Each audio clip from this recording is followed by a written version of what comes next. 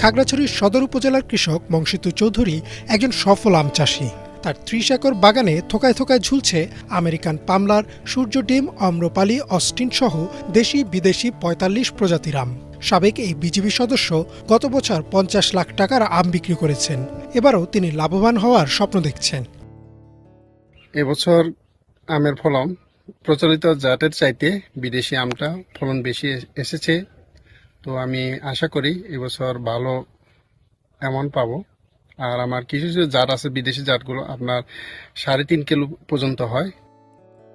বিদেশি আমের বাজার মূল্য বেশি থাকায় শুধু মংসিতু চৌধুরী নয়, অধিকাংশ কৃষকই বিদেশি জাতের আম চাষে আগ্রহী হচ্ছেন।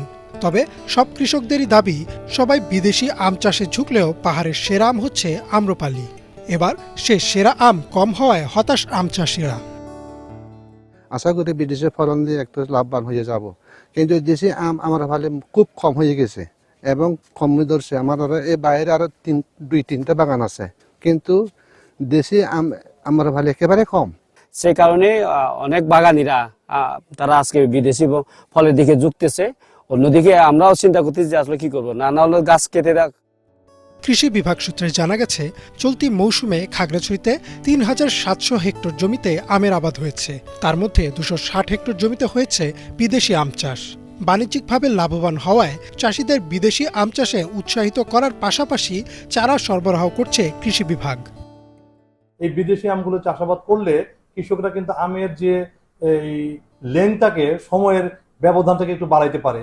আমরা জানি যে জুলাই, আগস্ট, সেপ্টেম্বর মাস, অক্টোবর মাসেও কিন্তু অনেক বিদেশি জাতের আম আছে যেগুলির খুবই চাহিদা থাকে। তো সেক্ষেত্রে কৃষকরা যথেষ্ট লাভবান হবে। আমাদের এবছর খাগড়াছড়িতে ২৬০ হেক্টর জমিতে আমাদের বিদেশি জাতের আমের চাষ হয়েছে। এদিকে খাগড়াছড়ি থেকে ঢাকা, চট্টগ্রাম, ফেনী সহ দেশের বিভিন্ন জেলায় দেশি বিদেশি আম পাঠাতে গেলে ভোগান্তিতে পড়েন বাগান মালিকরা। বাজার ফান্ড, জেলা পরিষদ, পৌরসভা সহ অন্তত ৪ জায়গায় টোল আদায় করা হয়।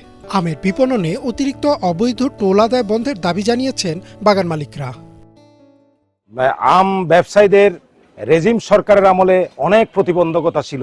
পথে পথে সরকারি প্রতিষ্ঠানগুলোর অতিরিক্ত টোলের নামে চাঁদাবাজি, যা বর্তমান সরকারের আমলে আমি আশা রাখছি বর্তমান সরকারের আমলে এই টোলটা সহনশীল পর্যায়ে নিয়ে আসবে বলে আমি আশাবাদী।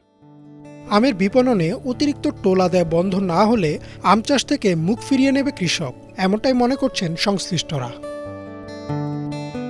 Desk report, Bangla vision.